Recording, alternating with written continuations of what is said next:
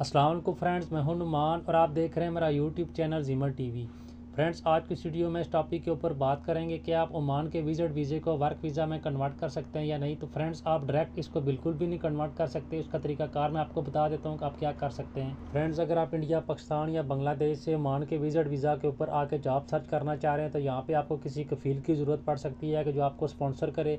इसके साथ साथ आपने अगर किसी कंपनी में टेस्ट इंटरव्यू दिया और आपने टेस्ट इंटरव्यू क्लियर किया है तो ओमान के रूल्स के मुताबिक आपको ओमान छोड़ना पड़ेगा। आप direct visit visa work visa में कन्वर्ट बिल्कुल भी नहीं करवा सकते। आपने किसी भी एजेंट की बातों में नहीं आना कि वो आपको बोल दे कि मुझे इतने ओमानी रियाल दे दे, मैं आपका वीज़ा कन्वर्ट कर दूंगा। ये सब झूठ है। जब आपको या तो कोई कफ़ील या जॉब ऑफ़र लेटर मिल जाए तो उसके बाद आपको वर्क वीज़ा मिल जाएगा, लेकिन उसके लिए आपको ओमान छोड़ना पड़ेगा। इसके दो तरीक़ेकार हैं। एक तरीका ये है कि आप अपने मुल्क में चले जाएँ, मिसाल के तौर पर इंडिया, पाकिस्तान, बांग्लादेश, या इसके साथ साथ जो ओमान के 7 मुल्क हैं आपने वहाँ पे ट्रैवल कर जाना है। मिसाल के तौर पे दुबई हो गया, सऊदीया होगा। अभी आपने एक बार ओमान को लाजमी एग्ज़िट करना है। उसके बाद जो है आपका जो विजिट वीज़ा होगा वो वर्क वीज़ा में कन्वर्ट नहीं होगा, लेकिन आपको दूसरा वीज़ा मिलेगा जो कंपनी आपको देगी, वर्क परमिट। उस तरीके से आप दोबारा ओमान में आकर काम कर सकते हैं। लास्ट में मैं आपको फिर समझा रहा हूँ कि कोई भी ऐसा तरीका कार नहीं है कि आप डायरेक्ट विजिट वीज़ा को वर्क वीज़ा में कन्वर्ट करें। ऐसा कोई भी तरीका नहीं है।